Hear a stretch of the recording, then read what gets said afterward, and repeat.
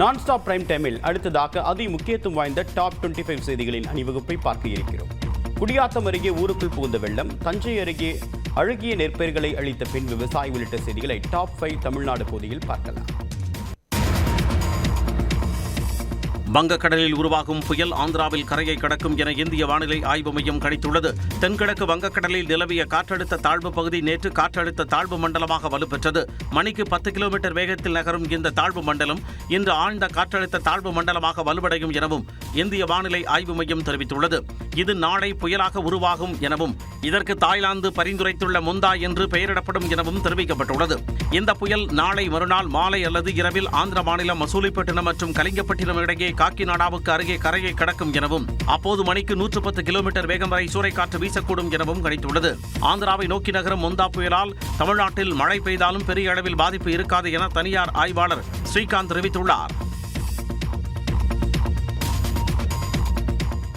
சென்னையில் இன்று கனமழையும் நாளை மிக கனமழையும் பெய்ய வாய்ப்புள்ளதாக வானிலை ஆய்வு மையம் தெரிவித்துள்ளது.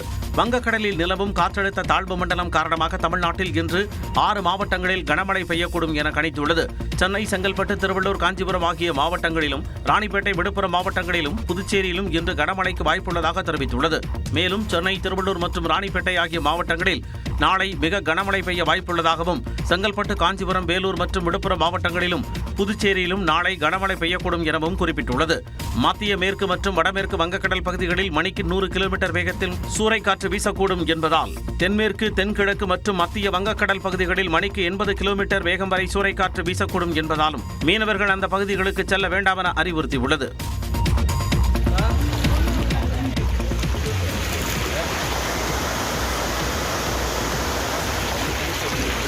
வேலூர் மாவட்டம் குடியாத்தம் அருகே மோர்தானா அணை கால்வாய் உடைந்ததால் ஊரே வெள்ளக்காடாக காட்சியளித்தது. மோர்தானா அணையிலிருந்து வெளியேறும் தண்ணீர் வலதுபுற கால்வாய் வழியாக நெல்லூர்பேட்டை ஏரிக்கு செல்கிறது. இந்நிலையில் திடீரென கால்வாயில் உடைப்பு ஏற்பட்டதால் அங்கிருக்கும் லிங்குன்றம் பாலகிருஷ்ணா நகருக்குள் தண்ணீர் புகுந்தது. 50க்கும் மேற்பட்ட வீடுகளை வெள்ள நீர் சூழ்ந்ததால் மக்கள் சிரமம் அடைந்தனர். என்ன நடக்கிறது என தெரியாமல் இரவில் பரிதவித்தனர்.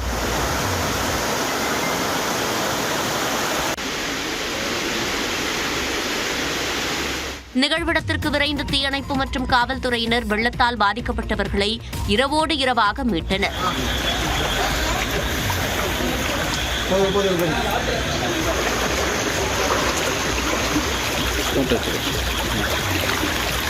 அனைவரும் பாதுகாப்பாக மீட்கப்பட்டு அருகிலுள்ள தனியார் மண்டபத்தில் தங்க வைக்கப்பட்டனர். வெள்ள நீரை ஏரிக்கு திருப்பிவிடும் பணிகள் தொடர்ந்தன.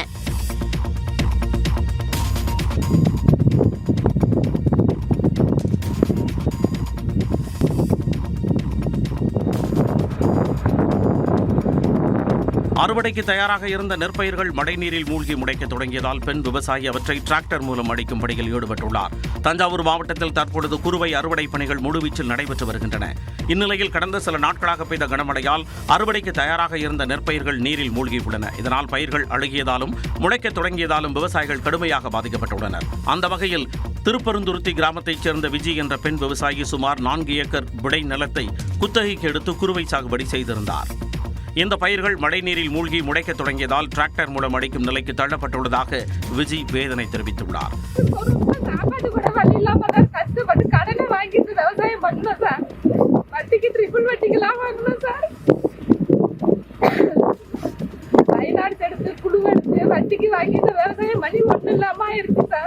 சுமார் 2 லட்சம் ரூபாய் கடன் வாங்கி நடவு செய்த நிலையில் மொத்தமும் வீணாய் போனதாக விவசாயி விஜய் கண்ணீர் மல்க வேதனை தெரிவித்தார்.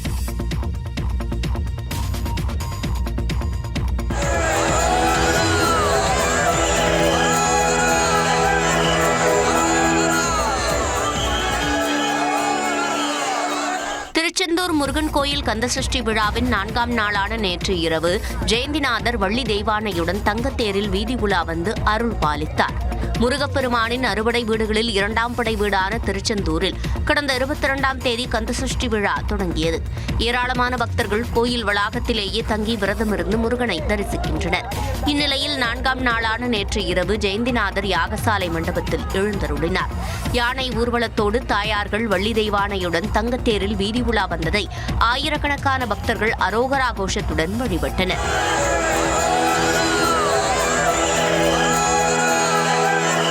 நினச்ச காரியம் நடக்கும். எங்களுக்கு என்ன நினச்சி வாரமோ அது நல்லபடியாக நடக்கு.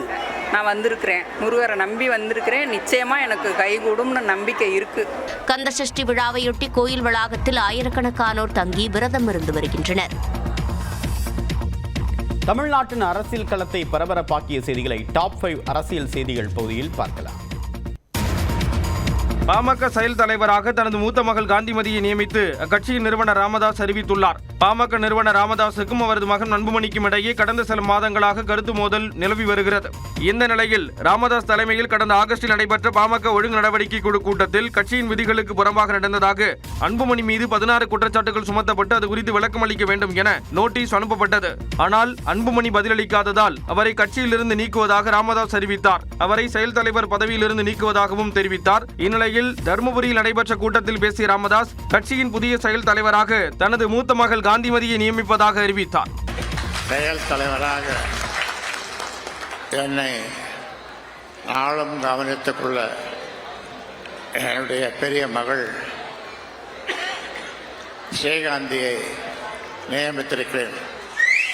என்னையும் கவனித்துக் கொள்ளுவார், பாட்டாளிகளையும் அவர்களுடைய நலன்களுக்காகவும் பாடுபடுவார்.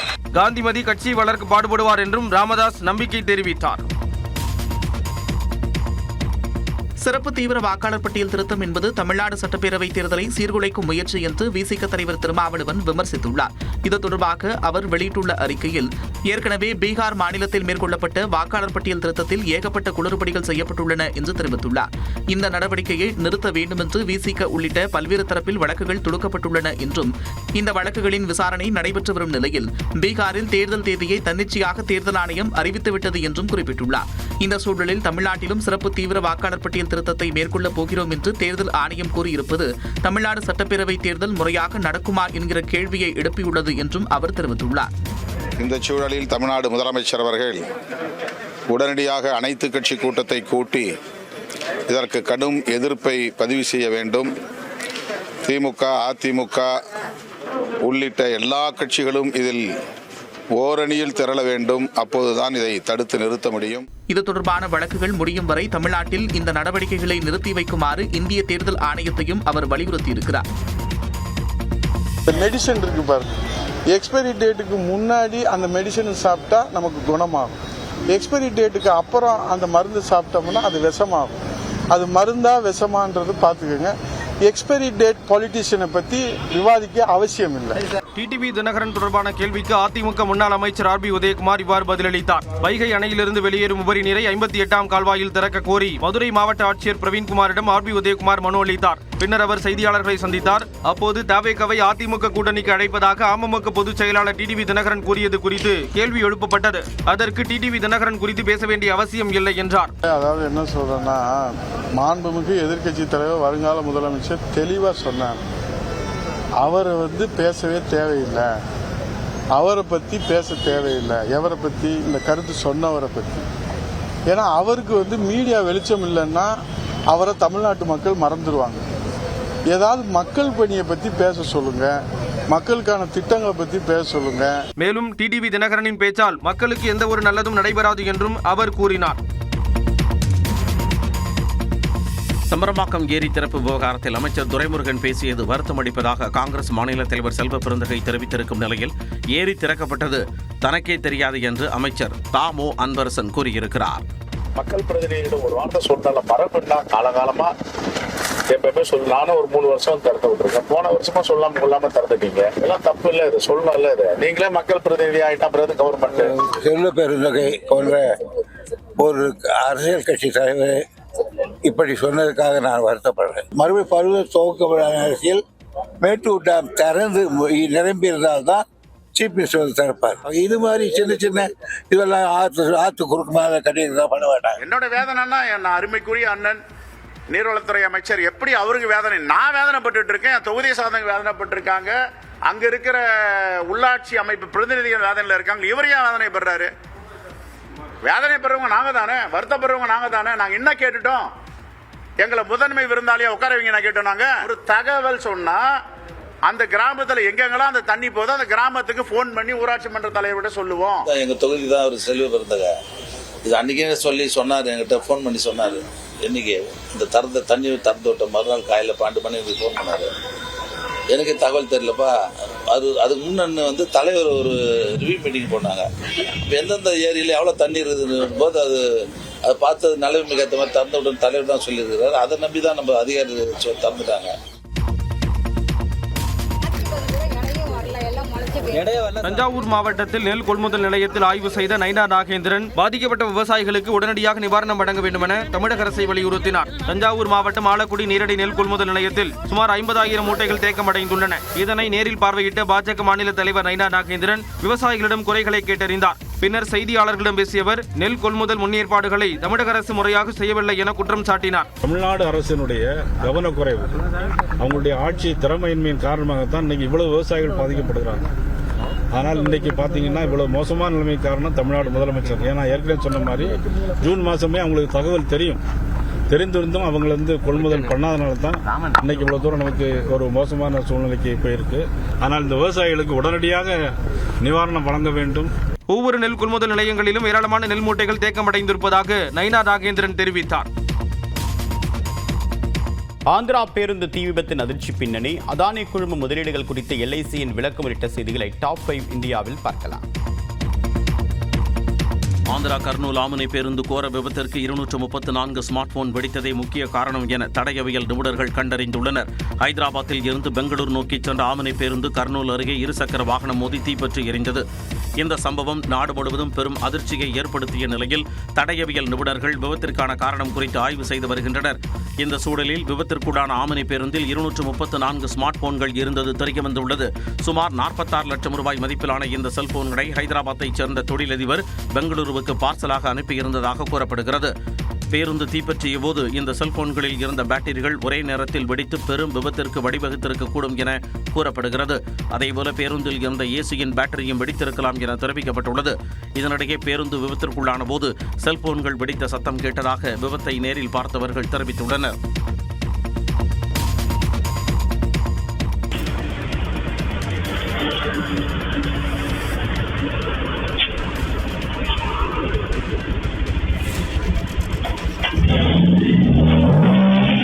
ஆந்திராவில் ஆம்னி பேருந்து தீப்பற்றி எரிந்து 20 பேர் பலியான விபத்தில் இருசக்கர வாகனத்தை ஓட்டிச் சென்று மரணமடைந்த சிவசங்கர் விபத்துக்கு சிறிது நேரம் முன்பு தனது நண்பருடன் மது அருந்திவிட்டு பயணித்த CCTV காட்சி வெளியாகியுள்ளது. ஆந்திர மாநிலம் கர்னூல் அருகே சாலை விபத்தில் ஆம்னி பேருந்துக்கு அடியில் சிக்கிய இருசக்கர வாகனத்தின் பெட்ரோல் டேங்க் வெடித்து ஆம்னி பேருந்து தீப்பற்றி எரிந்ததில் 20 பேர் உயிரிழந்தனர். விபத்திற்கு காரணமான இருசக்கர வாகனத்தில் பயணித்து மரணமடைந்த இளைஞர் சிவசங்கர் விபத்து நடப்பதற்கு சிறிது நேரம் முன்பு அதே பகுதியில் உள்ள பெட்ரோல் பங்கில் தனது நண்பருடன் சேர்ந்து பெட்ரோல் நிரப்ப வந்தது CCTVயில் பதிவானது. அந்த பெட்ரோல் பங்கில் யாரும் இல்லாததால் பெட்ரோல் நிரப்பாமலேயே அவர்கள் திரும்பிச் சென்றுள்ளனர். அப்போது சிவசங்கரின் நண்பர் மதுபோதையில் தள்ளாடியபடி வாகனத்தை எடுத்துச் சென்ற காட்சி வெளியாகியுள்ளது.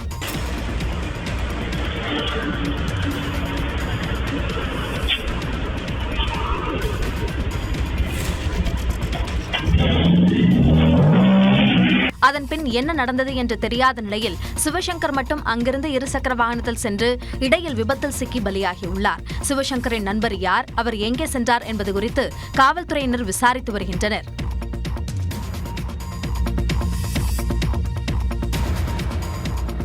பீகார் சட்டமன்ற தேர்தல் முடிவை இளம் தலைமுறையினர் தீர்மானிக்க உள்ளதால் அவர்களை கவரும் வகையில் அரசியல் கட்சியினர் வாக்குறுதிகளை அள்ளி தெளித்துள்ளனர். பீகாரில் சட்டப்பேரவை தேர்தல் அடுத்த மாதம் 2 கட்டங்களாக நடைபெறுகிறது. இந்த தேர்தலில் 7,40,00,000 பேர் வாக்களிக்க தகுதி பெற்றுள்ளனர். அதில் 1,47,00,000 பேர் இளம் தலைமுறை வாக்காளர்களாக உள்ளனர். இதன் மூலம் 1997ஆம் ஆண்டுக்கு பிறகு இளம் தலைமுறையினர்தான் இந்த தேர்தல் முடிவை தீர்மானிக்க உள்ளனர். இதனால் புதிதாக தொடங்கப்பட்ட பிரசாந்த் கிஷோரின் ஜன் சுராஜ் கட்சி முதல் பாஜக, காங்கிரஸ் கட்சிகள் வரை அனைத்து கட்சிகளும் ஜென்சி வாக்காளர்களை குறிவைத்து வாக்குறுதிகளை அள்ளி வீசி வருகின்றன. பிரதமர் மோடியின் வளர்ச்சிக்கான தொலைநோக்கு பார்வை என்ற கோஷத்தை இளம் தலைமுறையினர் நம்புவார்களா அல்லது தேஜஸ்வி யாதவின் வேலைவாய்ப்பு பிரச்சினைகளை மையமாக கொண்ட அரசியலை நம்புவார்களா என்று கேள்வி எழுந்துள்ளது. பீகாரின் அரசியல் திசையை இளம் தலைமுறை வாக்காளர்கள் மாற்றி அமைப்பாளர்களா என்பது வரும் தேர்தலின் முடிவில் தெரியவரும்.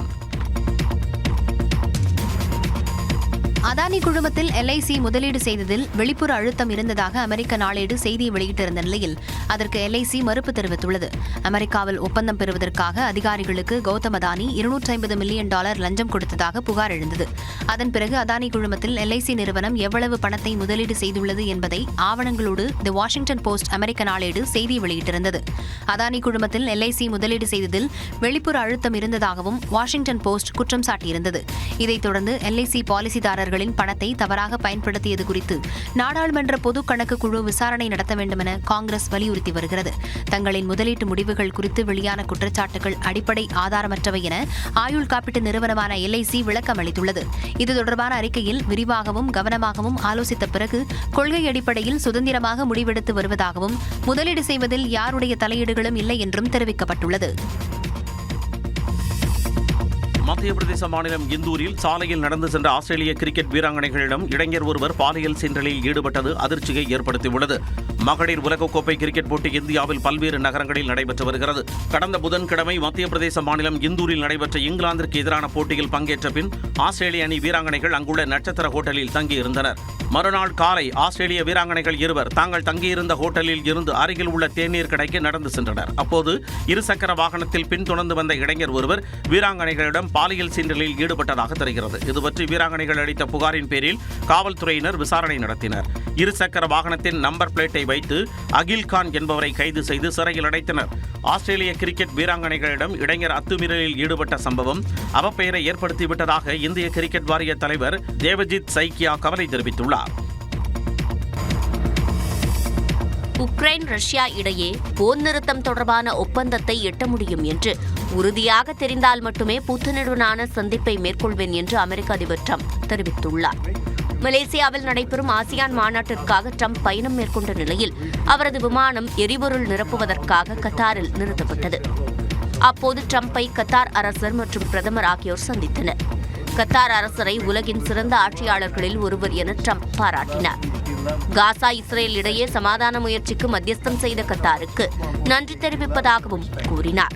பின்னர் செய்தியாளர்களை சந்தித்த அமெரிக்க அதிபர் காசாவில் அனைத்தும் சீராக இருப்பதாகவும் போர் நிறுத்தம் நீடிக்கும் என்று நம்புவதாகவும் தெரிவித்தார்.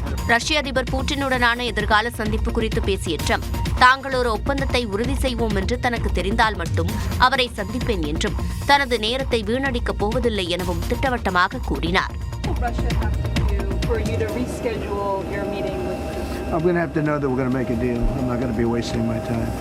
ஆசியான் மாநாட்டின் போது சீனாவுடன் மிக விரிவான ஒப்பந்தத்தை மேற்கொள்வதற்கு நல்ல வாய்ப்பு உள்ளதென கருதுவதாகவும் ட்ரம்ப் குறிப்பிட்டார்.